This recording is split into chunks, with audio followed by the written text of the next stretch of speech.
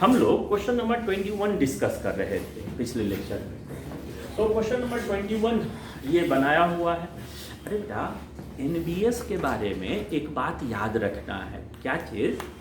कि अगर एनबीएस के साथ नॉन पोलर सॉल्वेंट हो, एनबीएस के साथ नॉन पोलर सॉल्वेंट हो तो यह एलाइलिक सब्स्टिट्यूशन दिखाएगा। लेकिन अगर एनबीएस को पोलर सॉल्वेंट में यूज कर दिया गया, अगर एनबीएस को पोलर सॉल्वेंट में यूज किया गया हो तो फिर वहां पर नॉर्मल हैलोजन का एडिशन होता है।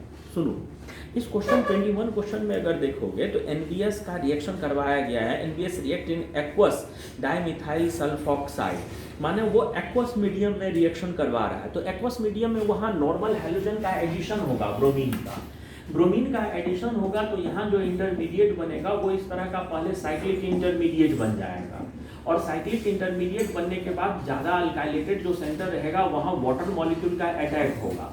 वाटर मॉलिक्यूल आकर अटैक करेगा, ये बॉन्ड इधर से ओपन हो जाएगा। तो यहाँ पर क्या हो जाएगा प्रोडक्ट, बोलो? ये वाटर मॉलिक्यूल अटैक करेगा, एक हाइड्रोजन हटाकर जिस कार्बन पर मिथाइल लगा हुआ है उसी पर OH अब्रोमीन। और एक बात पक्का है कि OH का अब्रोमीन का डायरेक्शन अपोजिट हुआ करेगा। OH का और ब्रोमीन का डायरेक्शन, अरे बेटा, OH और ब्रोमीन का डायरेक्शन अपोजिट और मिथाइल वाले कार्बन पर OH, ऐसा किस ऑप्शन में दिख रहा है? तो ऐसा हम लोगों को दिख रहा है बी ऑप्शन में। तो इसलिए 21st का आंसर कौन सा हो जाएगा? बी वाला हो जाएगा। हम लोग आगे चलते हैं, क्वेश्चन नंबर 22 पर डिस्कस करने के लिए चलते हैं। देखिएगा क्वेश्चन नंबर 22। अरे बेटा, क्वेश्चन नंबर 22 कह रहा है कि which of following is among the major product of the reaction of E3-methyl 2-pentene with BH3-THF followed by H2O2OH। अरे बेटा, यहाँ पर जो मॉलिक्यूल दिया हुआ है वो मॉलिक्यूल का हम लोग स्ट्रक्चर बना रहे हैं। सबसे पहले मॉलिक्यूल है E फॉर्म है और मॉलिक्यूल है 3-methyl 2-pentene। 3-methyl E form है और ये 3-methyl 2 कौन सा चीज है? 2-pentene है, ठीक है। 3-methyl 2-pentene बेटा E फॉर्म है। तो हमारा जो प्रायोरिटी वाला जो दोनों ग्रुप होगा वो किधर के तरफ होगा? E फॉर्म है तो प्रायोरिटी वाला जो दोनों ग्रुप होगा वो अक्रॉस हुआ करेगा। तो 5 कार्बन सबसे पहले बना लो। पेंटीन है तो 3, 4, 5 और 2 पर हमारा दूसरा कार्बन पर डबल बॉन्ड लगाना, दूसरा कार्बन पर डबल बॉन्ड और हायर प्रायोरिटी ग्रुप अक्रॉस लगाना है। तो ये मिथाइल नीचे की तरफ लगा ले और ये इधर की तरफ लगा ले, ये हो गया। और 1, 2, 3 तीसरे पे मिथाइल लगाना है। तीसरे पे हमको क्या लगाना है? मिथाइल लगाना है। तो लो 3 पर मिथाइल भी लगा दिए। यही तो हमारा ओरिजिनल मॉलिक्यूल है। ये E फॉर्म भी है और 3-methyl 2-pentene भी है। अब आओ, कह रहा है कि इसका रिएक्शन हम लोग करवा रहे हैं BH3-THF लेकर H2O2OH माइनस।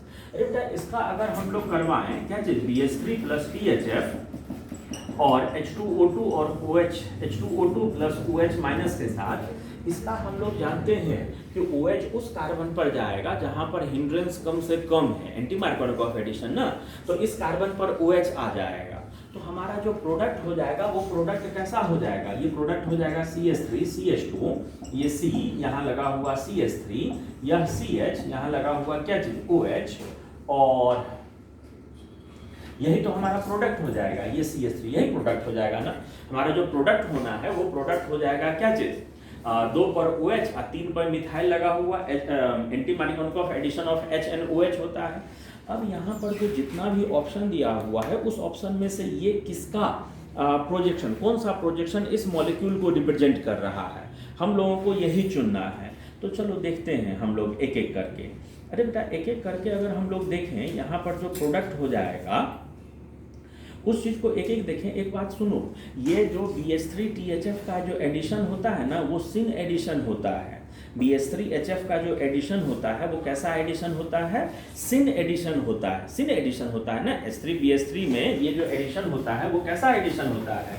सिन एडिशन होता है। ध्यान देना, कहने का मतलब आप ऐसा इसको ध्यान दो कि यहाँ पर जो प्रोडक्ट बनेगा वो प्रोडक्ट यहाँ पर जो प्रोडक्ट बनेगा ये हमारा C सिंगल बॉन्ड C, और इसमें मान लो इधर के तरफ और इधर के तरफ, यहाँ हमारा था मिथाइल, यहाँ था हमारा इथाइल, और ठीक ऊपर के तरफ यहाँ पर आएगा H, और ठीक ऊपर के तरफ यहाँ आएगा OH, और फिर इसमें इधर के तरफ इसमें जो हो जाएगा वो इधर के तरफ कौन होगा, इधर के तरफ हमारा हाइड्रोजन होगा और इधर के तरफ हमारा क्या चीज हो जाएगा, ये CH3 हो जाएगा, यही हो जाएगा ना। माने इसका H और उसका OH क्या होना चाहिए, सेम होना चाहिए, और इसका मिथाइल और इसका मिथाइल आमने सामने होना चाहिए, यही कॉन्फ़िगरेशन होना चाहिए। तो मिथाइल मिथाइल मिथाइल से ढका हुआ हो, और अगर हम लोग उसको रोटेट करें तो उसका H और उसका OH एक दूसरे से ढक जाए। अरे बेटा, तो ऐसा स्ट्रक्चर कौन सा है? आप अगर ध्यान से देखोगे 22 के बी वाला ऑप्शन को ध्यान से देखो, 22 के बी वाला ऑप्शन को अगर ध्यान से देखोगे तो 22 में अगर हम लोग बी वाला ऑप्शन को अगर ध्यान से देखें तो यहाँ पर क्या हो जाएगा, तो अगर इस स्ट्रक्चर को सही से रिप्रेजेंट करता हुआ देखेंगे, मिथाइल के सामने मिथाइल हो, इथाइल के सामने हाइड्रोजन, H के सामने OH, तो वो ऑप्शन दिख रहा है ए में, तो इसलिए 22 का आंसर कौन सा हो जाएगा, ए हो जाएगा। हम लोग आगे बढ़ते हैं, 22 से आगे चलते हैं। अरे क्या 22 से आगे चला हम लोग, 22 से आगे बढ़े हम लोग, तो जो अगला क्वेश्चन हम लोग देखने जा रहे हैं वो होगा कौन सा, देखो 22 से आगे बढ़े तो अगला क्वेश्चन हो जाएगा हम लोगों का क्वेश्चन नंबर 23। अरे बेटा, क्वेश्चन नंबर 23 का कहना है कि compare rate of dehydration of 1, 2, 3 by conc H2SO4। अरे बेटा, आप लोग को याद है बताए थे कि एलिमिनेशन का रेट तब और ज़्यादा हो जाता है जब फाइनल बनने वाला प्रोडक्ट या तो कंजुगेटेड हो या एरोमेटिक हो। फाइनल बनने वाला प्रोडक्ट या तो कंजुगेटेड हो या तो एरोमेटिक हो। देखो एक चीज सब लोग सुनना खूब ध्यान से,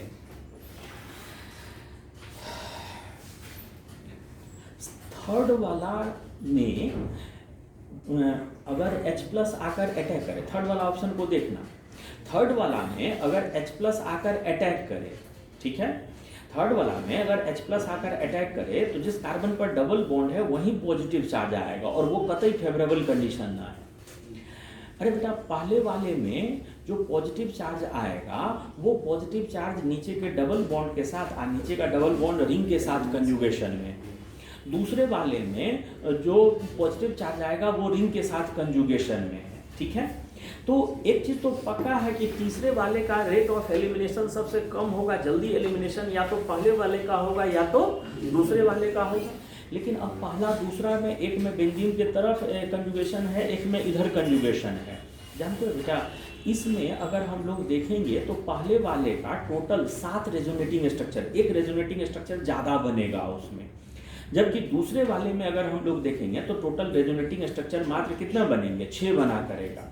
तो इसलिए कंपैरिजन करने पर एलिमिनेशन जो हुआ करेगा वो थोड़ा जल्दी हुआ करेगा, किस वाले में, फर्स्ट वाले केस में। फर्स्ट वाले केस में एलिमिनेशन का रेट थोड़ा ज़्यादा हुआ करेगा, क्यों, क्योंकि बना हुआ इंटरमीडिएट ज़्यादा स्टेबल है। ये था हमारा क्वेश्चन नंबर 23। 23 से आगे बढ़ते हैं, हम लोग अगला क्वेश्चन जो देखने जा रहे हैं वो होगा हमारा क्वेश्चन नंबर 24। अरे बेटा 24 का रहा है कि how many products will be formed in this reaction, इस रिएक्शन में कितने प्रोडक्ट बनेंगे। तुम लोग को याद है ऑस्मियम टेट्रा ऑक्साइड जो होता है सिन एडिशन करवाता है और 2 OH जोड़ देता है। ऑस्मियम टेट्रा ऑक्साइड ये हो या बेयर्स रिएजेंट हो, वो डबल बॉन्डेड कार्बन पर क्या चीज ऐड कर देता है, 2 OH ऐड कर देता है, और वो भी सिन तरीके से। सुनना बेटा, सुनना होगा क्या यहाँ पर, होगा क्या कि जो दोनों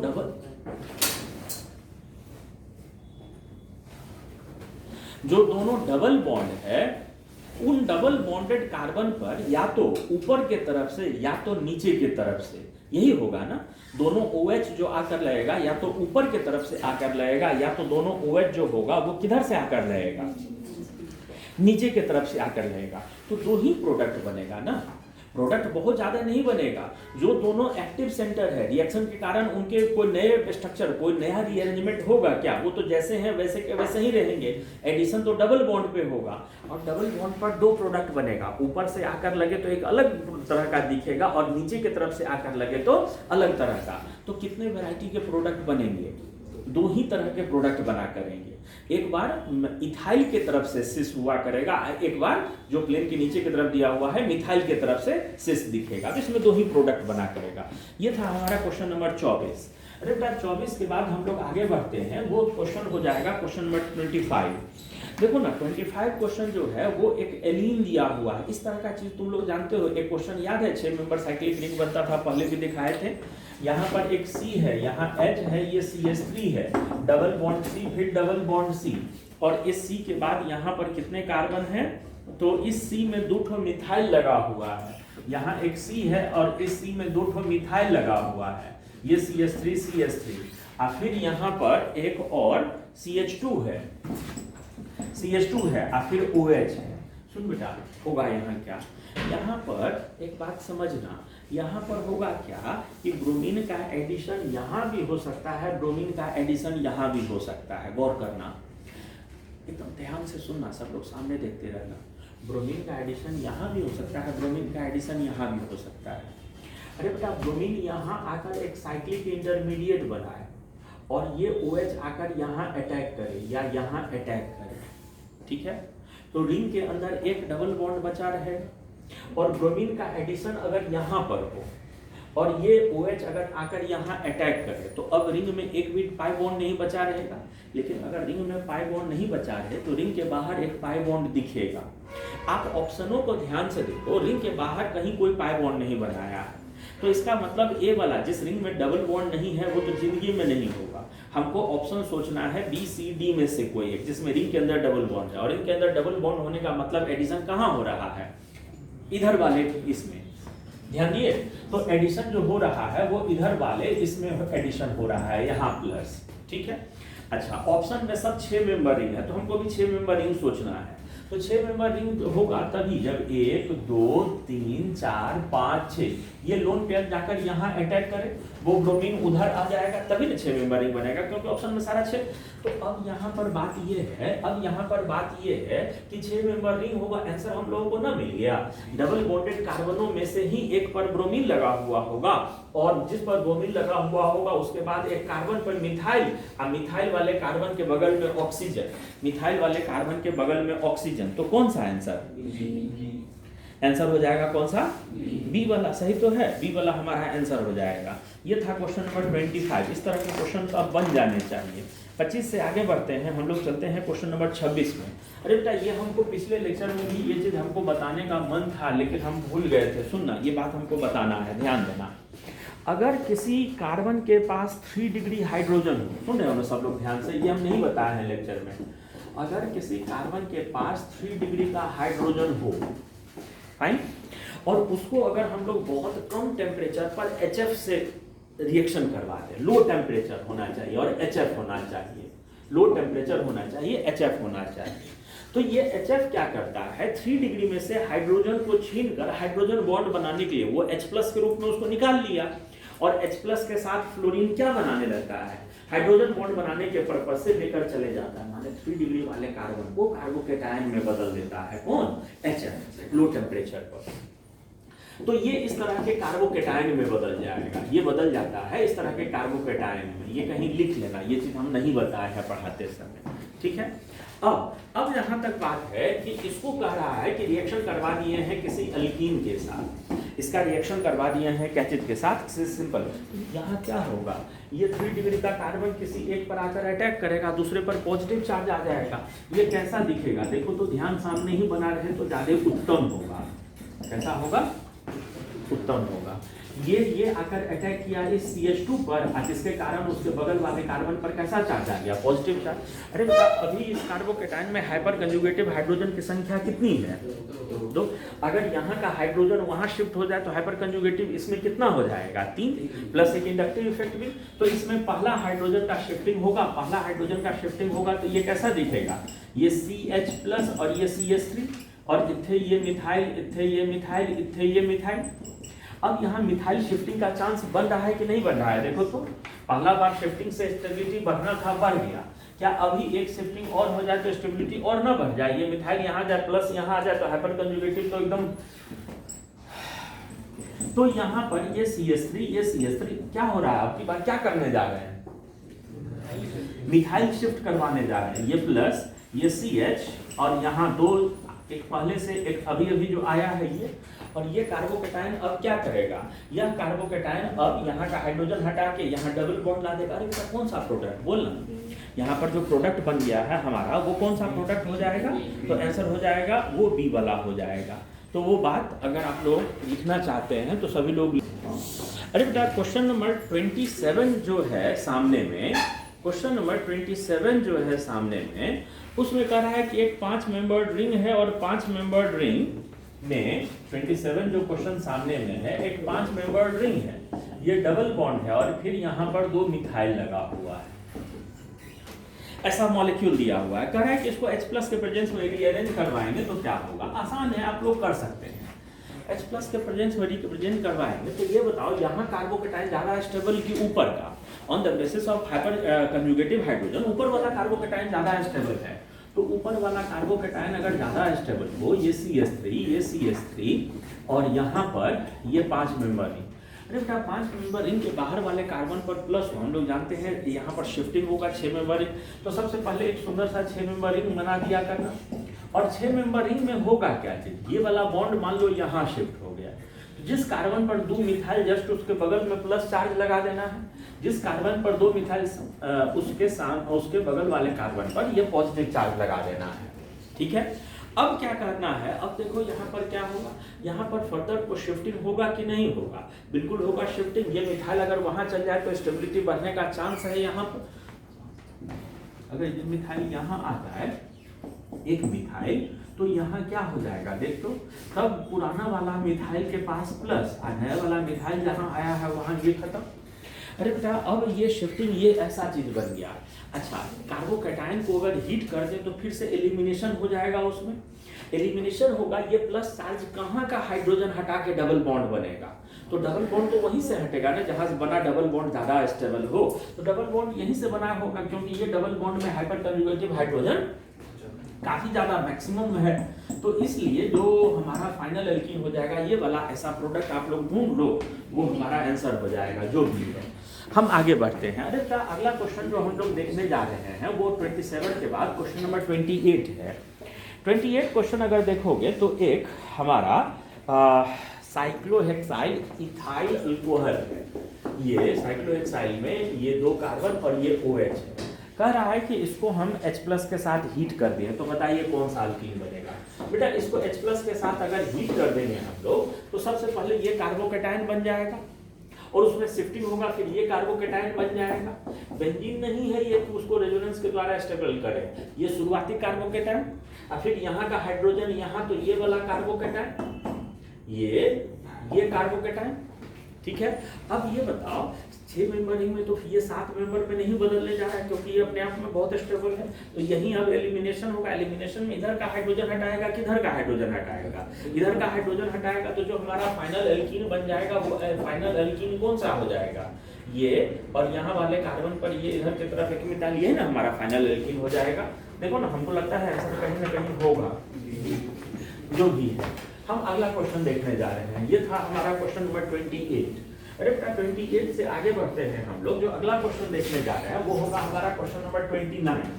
29 क्वेश्चन देखोगे तो कह रहा है कि डाइइमाइड, वही हाइड्रोजन को डाइइमाइड लिखा है, is used to reduce double bond of. अरे वो NH2 जो होता है वो किसको अपना हाइड्रोजन दे देता है? एल्कीन जो अनस्टेबल है पाई बॉन्ड के कारण, उसी को ना। नहीं बताए थे कि हीट करने पर नाइट्रोजन बढ़कर निकल जाता है, तो हाइड्रोजन के द्वारा रिडक्शन होता है किसका? वो हाइड्रोजन के द्वारा रिडक्शन होता है एल्कीन का। अगला 29 के बाद 30 दे रहा है। सुन बेटा 30 में HCl है। हम बताए थे ना, अगर टेम्परेचर मेंशन न भी हो, कंजुगेटेड अल्कीन हो, 1,4 एडिशन हुआ करेगा, क्योंकि रूम टेम्परेचर भी हम किसको कंसीडर करते थे? 1,4 के लिए ही कंसीडर, लो टेम्परेचर लिखा हुआ हो तभी 1,2 सोचना है, नहीं तो नॉर्मल केस में 1,4 ही सोचना है। याद है उस दिन ऐसा बोल रहे थे। तो देखो ना, सबसे पहले यहाँ पर हमारा एक कंजुगेटेड एल्कीन है, इसमें HCl से एडिशन करवाया है। ये कंजुगेटेड एल्कीन है, इसमें HCl से एडिशन करवाया है। HCl से एडिशन करवाएंगे तो क्या होगा, एक कार्बन पर हाइड्रोजन, एक पर क्लोरीन, बीच में डबल बॉन्ड, यहाँ पर डबल बॉन्ड आ जाएगा। तो पहले स्टेप का जो हमारा प्रोडक्ट हो जाएगा, ये प्रोडक्ट हो जाएगा ऐसा, 1,4 एडिशन का प्रोडक्ट ऐसा ही हो जाएगा ना, बोल हाँ। अब आगे कह रहा है, कहाँ गया, अब आगे कह रहा है कि इसको हमने NaHCO3 और H2O से रिएक्शन करवाया है। अब ये क्या बला हो गई सर, NaHCO3 और ये क्या है जानते हो, NaHCO3 अल्कलाइन हो गया, अल्कलाइन मीडियम। NaHCO3 जो हो गया वो हल्का सा बेसिक हो गया, ठीक है। तो पानी में घुला हुआ बेस के साथ रिएक्शन करवाए हैं, ध्यान देना। अगर किसी अल्काइल हैलाइड को पानी में घुला हुआ बेस के साथ अगर रिएक्शन करवाओगे तो ये Cl हटेगा, वहां OH आ जाएगा। अल्कोहलिक वाला एलिमिनेशन करवा देता है और एक्वस में घुला हुआ बेस सब्स्टिट्यूशन करवा देता है। ध्यान दिए हम क्या बोले, अगर ये अल्कोहलिक के OH होता तो ये क्लोरीन हट के यहाँ डबल बॉन्ड आ जाता, लेकिन पानी में घुला हुआ बेस क्लोरीन को हटाकर वहां क्या लगा देगा, OH लगा देगा। तो बेटा सेकेंड स्टेप का जो हमारा प्रोडक्ट हो जाएगा वो प्रोडक्ट हो जाएगा यहाँ OH हो जाएगा Cl के जगह पर। अब कहाँ गया क्वेश्चन, अब कह रहा है कि ये हो गया C3H8O, वो मैंने बी का फॉर्मूला भी लिख दिया है, मैंने कह रहा है कि उसको वो सोचिए। बी से C बदलने में वो ऑक्सीडाइजिंग एजेंट है, K2Cr2O7 ऑक्सीडाइजिंग एजेंट है। तो ऑक्सीडाइजिंग एजेंट जो होगा वो इसको क्या चीज में बदल देगा, ऑक्सीडाइजिंग एजेंट इसको एल्डिहाइड कीटोन में बदल देगा। 1 डिग्री अल्कोहल रहता तो एल्डिहाइड, 2 डिग्री है तो कीटोन, 1 डिग्री रहता तो एल्डिहाइड, 2 डिग्री अल्कोहल को क्या चीज में, कीटोन में बदल देगा। तो इसका ऑक्सीडेशन अगर कर दे, कीटोन में बदल दे, तो कीटोन में बदलने के बाद ये कैसा दिखेगा, ये ऐसा नहीं दिखने लगेगा। देखो तो ये क्वेश्चन असल में ये दो रिएक्शन जो है ये हम लोग नहीं पढ़े हैं, ये बुक तो टारगेट के बच्चों के लिए लिखा गया है ना, जो सारा चैप्टर पढ़े हुए होते हैं। तो अल्काइल हैलाइड और अल्कोहल का बहुत आसान दो रिएक्शन, ये वाला आप लोग भी समझ गए होंगे। अल्कोहल का ऑक्सीडेशन हो रहा है यहाँ, और यहाँ अल्काइल हैलाइड का सब्स्टिट्यूशन। ये अल्काइल हैलाइड का सब्स्टिट्यूशन हम लोग अगले चैप्टर में पढ़ेंगे भी। अगला जो हम लोग क्वेश्चन देखने जा रहे हैं 30 के बाद, अगला क्वेश्चन जो देखने जा रहे हैं वो होगा हमारा क्वेश्चन नंबर 31। देखना बेटा, 31 क्वेश्चन जो हो जाएगा वो हो जाएगा एक 5 मेंबर ही है। इस तरह का क्वेश्चन अब बहुत बार बना लिए हैं, ये इस तरह का क्वेश्चन आसानी से बन जाना चाहिए था। ये 5 मेंबर रिंग है, 5 मेंबर रिंग में इधर मिथाइल है, इधर ये है। कह रहा है कि इसको हम HBr से, अरे क्या यहाँ पर सबसे पहले इस तरह का कार्बोकैटायन बन जाएगा। ध्यान देते रहना, सभी लोग ध्यान यही बनाए रखना। यहाँ पर इस तरह का कार्बोकैटायन बन जाएगा, और कार्बोकैटायन बनने के बाद ये मिथाइल मान लो इधर की तरफ शिफ्टिंग हो गया, इधर की तरफ शिफ्टिंग हो गया तो वो प्लस चार्ज यहाँ, क्योंकि उसका एक वैलेंसी कम है, माने जो हमारा 6 मेंबर रिंग होगा, 6 मेंबर रिंग में लगातार कार्बनों पर मिथाइल, और दोनों में से किसी एक मिथाइल वाले कार्बन के जड़ में पॉजिटिव चार्ज। तो लो हम लोग अपना उसको ये रीअरेंज कर देते हैं, 6 मेंबर रिंग जिसमें लगातार 2 मिथाइल, किसी एक मिथाइल के बगल में पॉजिटिव, जड़ में पॉजिटिव चार्ज। यहाँ तो कोई शिफ्टिंग वोफ्टिंग नहीं होने जा रहा है, ये ऑलरेडी मैक्सिमम स्टेबिलिटी पे है। और अब यहाँ पर Br- का अटैक होगा, अब यहाँ Br- का अटैक होगा, और Br- का अटैक होने के बाद Br- का अटैक होने के बाद ये मिथाइल और यहाँ लगा हुआ ब्रोमीन, ऐसा ही ना प्रोडक्ट हो जाएगा हमारा। और वो प्रोडक्ट दिख रहा है कौन से ऑप्शन में, सी ऑप्शन में। ये था 31। अरे बेटा हम लोग चलते हैं क्वेश्चन नंबर 32 में, गौर करना। हम लोग चलते हैं क्वेश्चन नंबर कौन सा क्वेश्चन में, क्वेश्चन नंबर 32 हम लोग देखने के लिए चल रहे हैं। क्वेश्चन नंबर 32 अगर हम लोग ध्यान से देखें, क्वेश्चन नंबर 32 अगर हम लोग ध्यान से देखें, कोई रिएक्टेंट है उसका हाइड्रोजनेशन कर देते हैं तो ये बन जाता है, और उसका K-MnO4 से ऑक्सीडेशन कर देते हैं तो ये बन जाता है। तो सुनो ना, देखो K-MnO4 याद है, ऑक्सीडेटिव डिसोसिएशन, दोनों भाग COOH में बदल जाता है। K-MnO4 से ऑक्सीडेशन कर रहे हैं तो जरूर ये चीज हो रहा होगा। तो इसका मतलब है कि हमारा मॉलिक्यूल जो होगा वो बी टाइप का होगा। बी मॉलिक्यूल देखो ध्यान से, बी मॉलिक्यूल का अगर हाइड्रोजनेशन कर दे तो ऊपर वाला प्रोडक्ट बन जाएगा। और इसका ऑक्सीडेटिव डिसोसिएशन कर दें, जहां पाई बॉन्ड है वहां बीच से तोड़ दें अगर, तो दोनों तरफ के कार्बन को COOH करवा दें, तो यहाँ पर जो प्रोडक्ट हो जाएगा। तो हम लोग चल रहे हैं कौन से क्वेश्चन देखने के लिए, हम लोग चल रहे हैं क्वेश्चन नंबर 33 देखने के लिए। अरे बेटा क्वेश्चन नंबर 33 जो है उसमें कहा क्या रहा है कि एक मॉलिक्यूल है,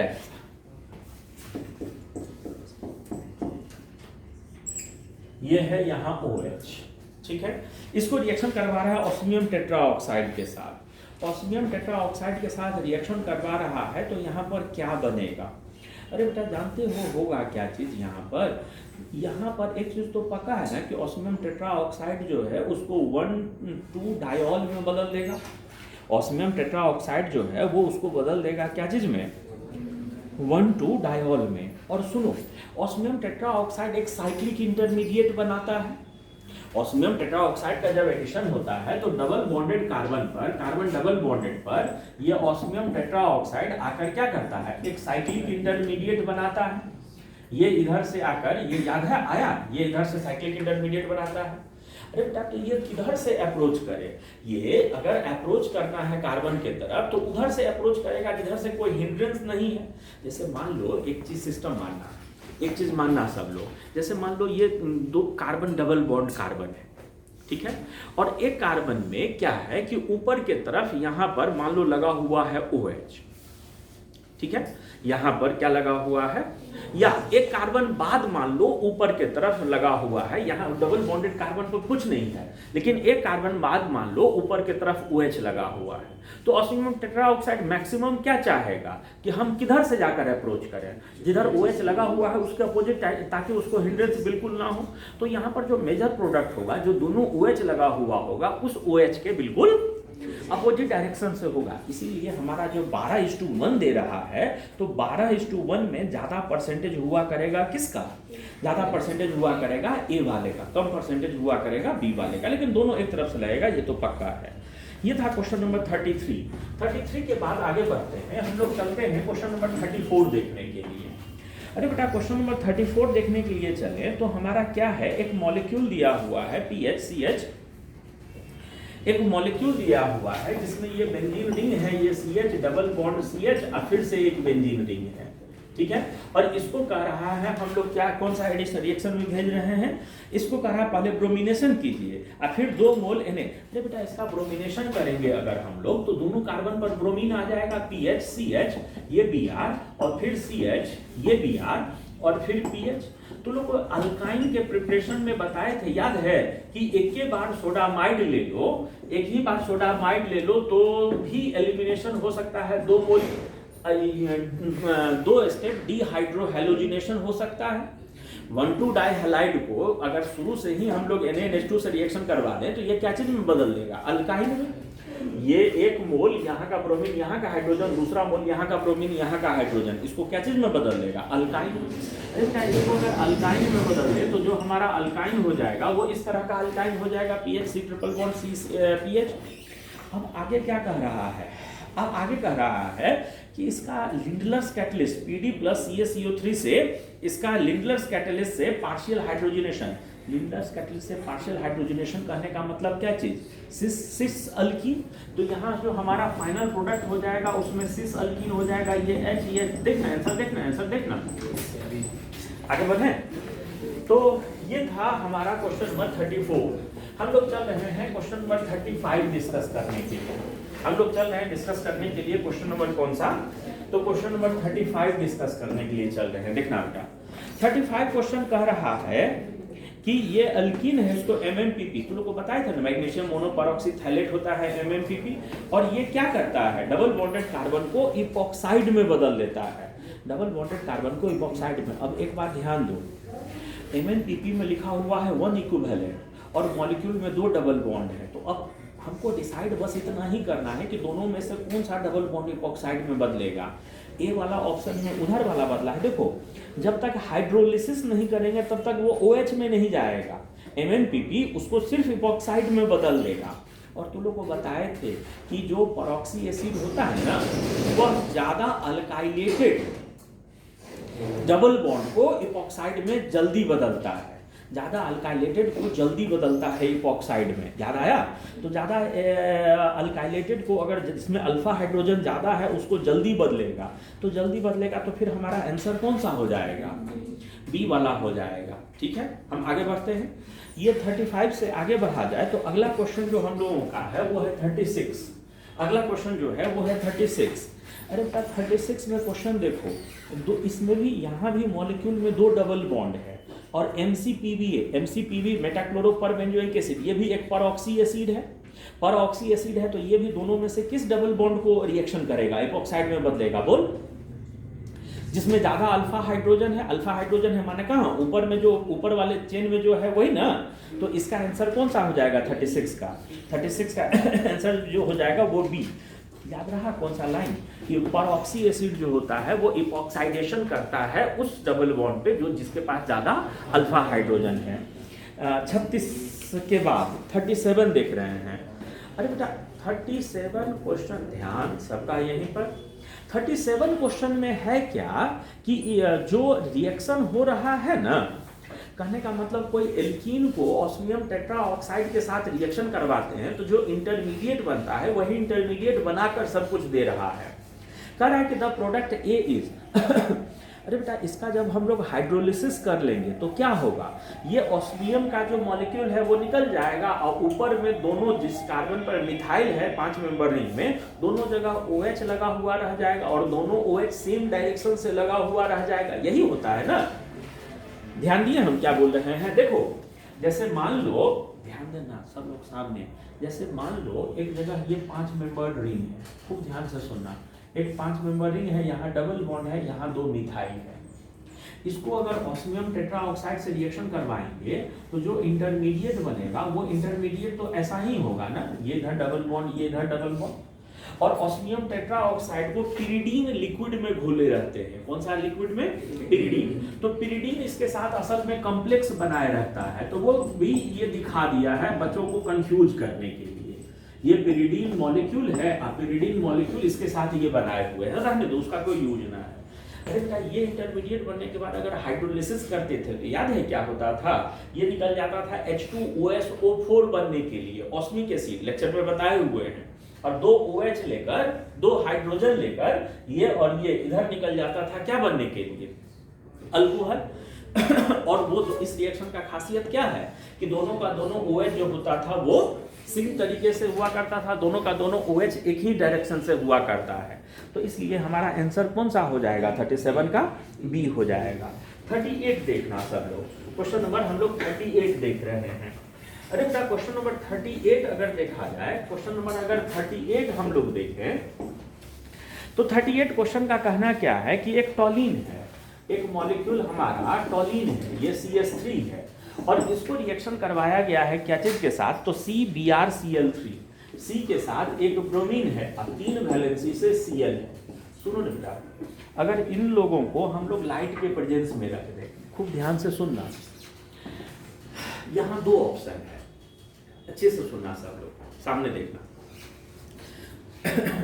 लाइट के प्रेजेंस में ये इन चारों में से ये बॉन्ड कमजोर, कार्बन ब्रोमीन बॉन्ड कमजोर, बॉन्ड लेंथ बड़ा होगा यही कमजोर, तो ये टूटेगा फ्री रेडिकल के रूप में, bromine free radical, CCl3 free radical, 2 free radical बनेगा। अब सवाल ये है कि यहाँ का हाइड्रोजन लेकर ब्रोमीन HBr बनकर निकल जाए और वो कार्बन वहां जाकर लग जाए, ऐसा हो, या वहां का हाइड्रोजन लेकर ये क्लोरोफॉर्म बनकर निकल जाए, अब ब्रोमीन वहां जाकर लगे, ऐसा हो। ध्यान दिए हम क्या क्या बोले हैं? हम फिर से बोल रहे हैं, खूब ध्यान से सुनना। यहाँ 2 पॉसिबिलिटी है। पहला पॉसिबिलिटी है कि ये यहाँ बॉन्ड टूटे, वहाँ हाइड्रोजन बॉन्ड टूटा, तो वहाँ के हाइड्रोजन जो टूट कर निकलेगा उस हाइड्रोजन के साथ ब्रोमीन HBr बनकर ये कार्बन वहाँ चल जाए। और दूसरा ऑप्शन क्या है कि वहाँ के हाइड्रोजन के साथ ये कार्बन अब ब्रोमीन वहाँ चला जाए। ये 2 ऑप्शन है। तो इन दोनों ऑप्शन में से होगा क्या? सुनो, तू लोग को बताए थे, क्या बताए थे कि H+ फ्री रेडिकल कभी अकेला नहीं रहता है। तो इन दोनों में ज्यादा अनस्टेबल फ्री रेडिकल, माने जो फ्री रेडिकल के रूप में एग्जिस्ट नहीं कर सकता है, वो कौन है? नहीं, इन दोनों में इन दोनों में ज्यादा अनस्टेबल फ्री रेडिकल कौन हो जाएगा बताओ? इन लोगों में ज्यादा अनस्टेबल फ्री रेडिकल जो हो जाएगा वो CCl3 फ्री रेडिकल। क्यों? क्योंकि इलेक्ट्रॉन विड्रॉइंग ग्रुप लगा हुआ है पीछे में, वो अनस्टेबल है। तो जो अनस्टेबल होता है ना वो एग्जिस्ट नहीं करता है। यहां जब ये रिएक्शन होगा तो वहां के हाइड्रोजन के साथ ये निकल जाएगा और वहां जाकर कौन लगेगा? ब्रोमीन लगा करेगा। तो हमारा जो सही आंसर हो जाएगा 38 का, वो कौन सा हो जाएगा बोल? वो बी वाला हो जाएगा। ये था। अरे बेटा 39 क्वेश्चन देख तो फिर से बहुत आसान क्वेश्चन नहीं है। एक दो डबल बॉन्ड है MCPBA से, क्या कौन वाला रिएक्शन बोल? बी वाला, जो ज्यादा अल्काइलेटेड है उसी में ये हुआ करेगा, एपॉक्साइड फॉर्मेशन हुआ करेगा। ये था हमारा 39। क्वेश्चन नंबर 40 देखना। 40 में फिर से बहुत आसान क्वेश्चन है। एक एल्कीन दिया हुआ है, उसको BH3THF से, अरे बेटा BH3THF H2O2 और OH माइनस से रिएक्शन करोगे तो डबल बॉन्ड पर एक पर H एक पर OH आ जाएगा। एक पर H आएगा और एक पर क्या चीज आ जाएगा? OH। OH किस पर आएगा? जहां हिंड्रेंस कम है। तो किधर के तरफ OH? जिधर एक मिथाइल लगा हुआ है उधर ही ना OH। यानी कौन सा आंसर? बी वाला। ये था हमारा 40। अरे बेटा 41 देखो क्या कह रहा है। 41 कह रहा है कि which of following compound give acetone as one of the product on ozonolysis. अरे बेटा एसीटोन तो यही मॉलिक्यूल देगा ना जिसमें कार्बन हो, डबल बॉन्ड हो और इसके पीछे दो मिथाइल लगा हुआ हो। यही ना ओजोनोलिसिस के बाद एसीटोन दे देगा। यही सिस्टम ना ओजोनोलिसिस के बाद, इसका ओजोनोलिसिस करेंगे तो ये डबल बॉन्ड बीच से टूट जाएगा और वो भाग क्या हो जाएगा? एसीटोन। अब क्वेश्चन के लैंग्वेज को और ध्यान से पढ़। क्वेश्चन का लैंग्वेज अगर ध्यान से पढ़ोगे तो नहीं, क्वेश्चन का लैंग्वेज मत ध्यान से पढ़। तो ऐसा सिस्टम किस मॉलिक्यूल में है? ऐसा सिस्टम डबल बॉन्डेड कार्बन के बाद दो मिथाइल लगा हुआ किस मॉलिक्यूल में है बोलो? डी वाले में। तो डी वाला का ही ना ओजोनोलिसिस करेंगे तो हम लोग को एसीटोन मिला करेगा। बात समझ में आ रहा है सभी लोगों को? हम आगे बढ़ें, आगे बढ़ते हैं हम लोग। ये था हमारा क्वेश्चन नंबर 41। हम लोग चलते हैं क्वेश्चन नंबर 42 के तरफ। अरे बेटा क्वेश्चन नंबर 42 हम लोग अगर देखने चल रहे हैं, क्वेश्चन नंबर 42 हम लोग देखने चल रहे हैं, तो 42 का क्या कहना है वो सुनो। क्वेश्चन नंबर 42 का कहना क्या है? अरे बेटा क्वेश्चन नंबर 42 का कहना है कि addition of HCl to 3,3 dimethyl 1-butene yields two products, one of which has a rearranged carbon skeleton. Among the following carbocations select the possible intermediate in the reaction. बहुत आसान है। 3,3 dimethyl 1-butene, ब्यूटेन माने 4 carbon है और 1 butyne है ये, और 3,3 dimethyl, 3,3 dimethyl ना, तो यहाँ पर 2 मिथाइल लगा दो, 2 मिथाइल लगा दो। तो कह रहा है कि रीअरेंजमेंट होगा, इसको हम लोग एडिशन करवा रहे हैं क्या चीज के साथ? चीज से। तो इसका HCl के साथ एडिशन करवाने पे क्या प्रोडक्ट बनेगा नहीं बता सकते हैं, इतना आसान तो क्वेश्चन है।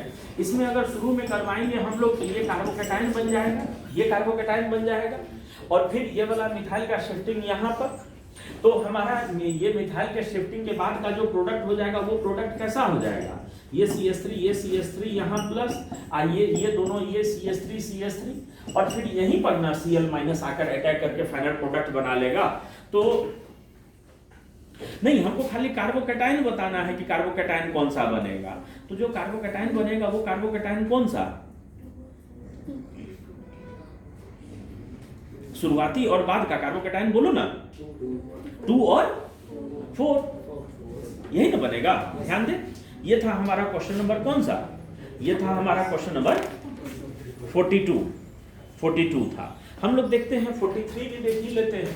क्वेश्चन नंबर 43 हम लोग अगर देखें तो 43 का कहना है कि क्वेश्चन नंबर 43 का कहना है कि conversion of cyclohexene to cyclohexanol can be conveniently achieved by. अरे बेटा एल्कीन को अल्कोहल में बदलना है तो इसके लिए तुम लोगों को तो बताए हुए हैं 3 उपाय है। 3 उपाय है। Conversion of cyclohexene to cyclohexanol can be conveniently achieved bye.